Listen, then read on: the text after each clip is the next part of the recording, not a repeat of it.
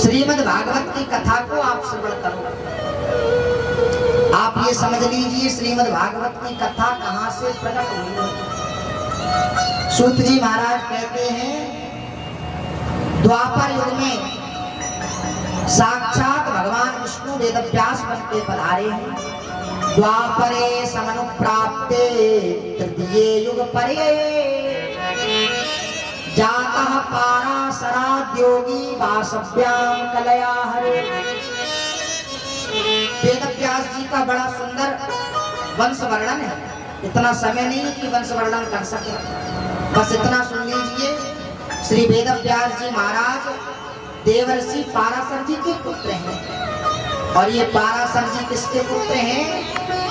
पाराशर जी महाराज शक्ति के पुत्र हैं। और शक्ति किसका पुत्र है? वशिष्ठ ऋषि के पुत्र हैं शक्ति। और वशिष्ठ मुनि ब्रह्मा जी के पुत्र हैं। कहने का मतलब ब्रह्मा जी के पुत्र ऋषि वशिष्ठ, वशिष्ठ के पुत्र शक्ति, शक्ति के पुत्र ऋषि पाराशर।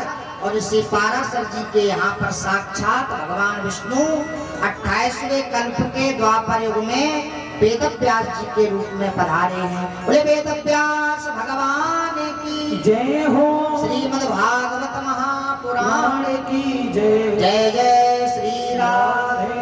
पाराशर्य महाभाग भवतः कच्चिदात्मना परितुष्यति शरीरात्मा मानस एक दिन ऋषि पाराशर जी के पुत्र व्यास जी महाराज सम्यक कुटिया के किनारे पर दुखी अवस्था में बैठे हैं। उसी समय नारद जी का पदार्पण हुआ।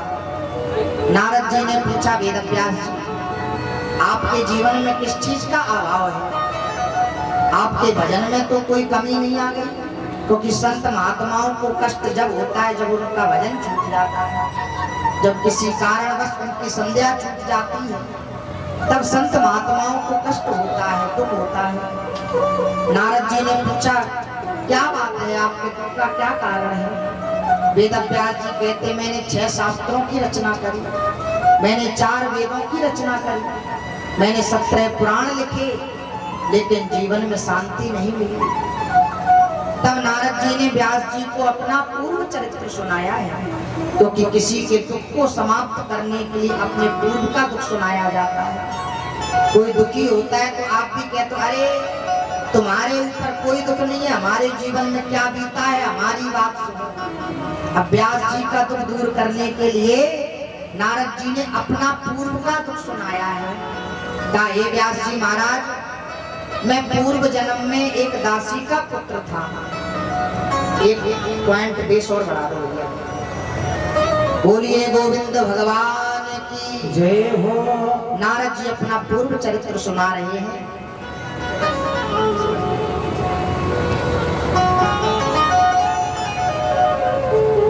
आज नारद जी ने अपना पूर्व चरित्र सुनाया है। अहम पुरा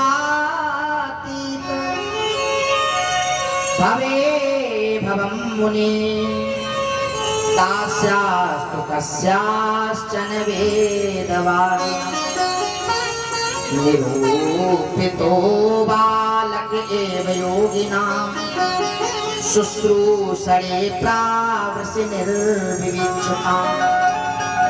वेदव्यास जी महाराज में पूर्व समय में एक दासी का पुत्र था। मेरी माँ संतों की सेवा करती थी और संतों की सेवा करते करते मेरे गांव में संत आते थे। मुझे संतों से प्रेम हो गया, संतों के चरणों में प्रेम हो गया। मेरी माँ उनकी सेवा करती थी। एक दिन मैंने संतों से कहा कि मैं भी आपके साथ चलूंगा, लेकिन मेरी माँ ने मुझे नहीं जाने दिया। एक दिन मैंने भगवान से प्रार्थना करी, क्योंकि जब तक मेरी माँ यहाँ रहेगी तब तक मैं भजन नहीं कर पाऊंगा। मेरे निवेदन को भगवान ने स्वीकार कर लिया और एक दिन सर्प ने मेरी माँ को डस लिया, मेरी माँ की मृत्यु हो गई। मैं तो आनंद में हो गया कि अब मुझे भजन करने से कोई रोक नहीं सकता है। नारद जी कहते मैं गया और मैंने भगवान का भजन किया है। जंगल में जाके मैंने जल पी के स्नान करके भगवान का भजन किया है। स्नात्वा पीत्वा हृदये नद्या उपस्पृष्टो गतश्रमः। मैंने भगवान का खूब भजन किया। भजन करते करते भगवान ने मेरे हृदय में अपनी छवि को बसा दिया और जैसे ही मैंने भगवान के दर्शन किए मेरे जीवन के आनंद का पारावार नहीं रहा।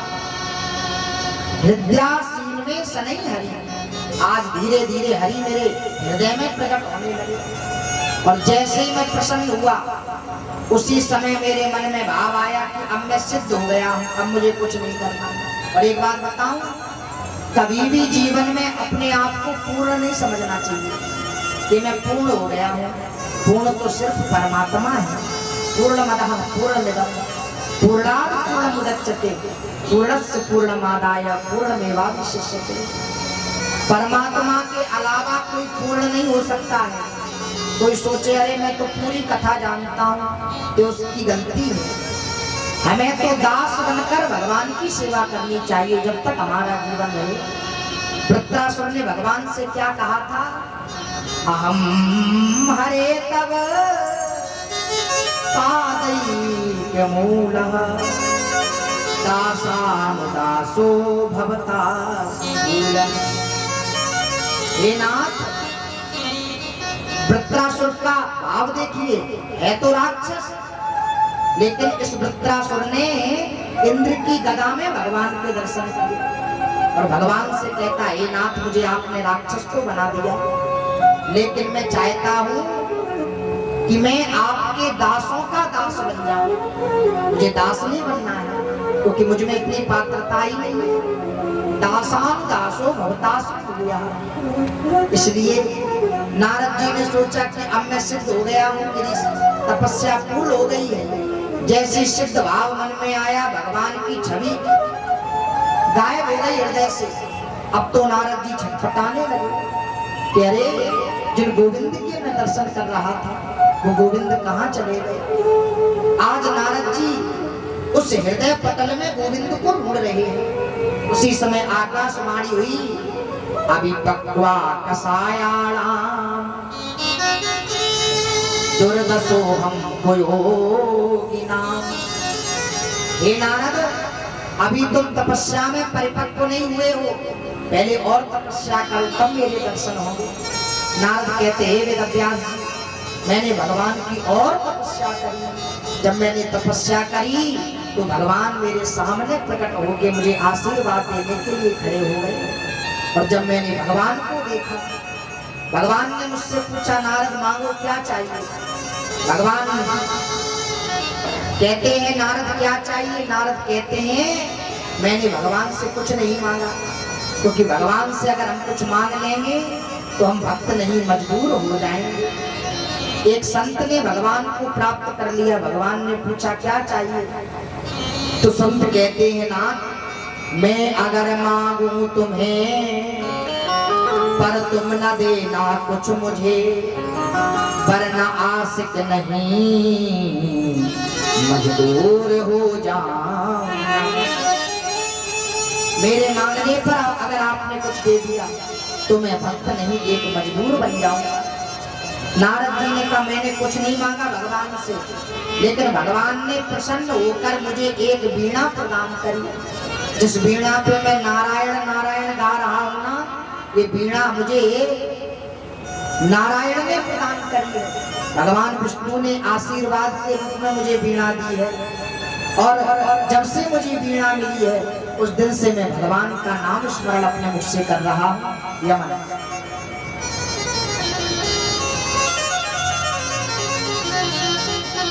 देवदत्त वीणा देवदत्त वीणा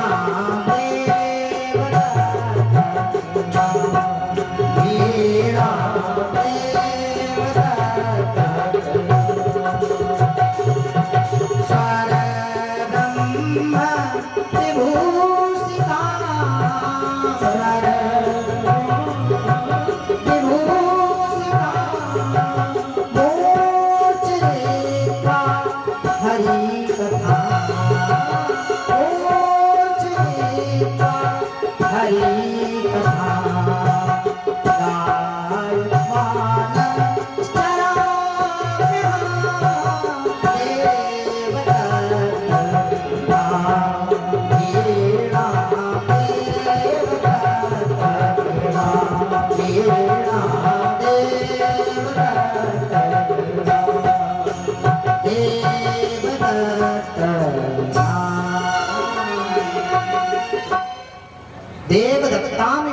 वीणाम स्वर ब्रह्म विभूषिताम मूर्छित्वा हरिकथाम गायमानश्चराम में। मुझे देवर्षि नारद को वीणा को प्रदान किया है और मेरे जीवन का कल्याण किया है।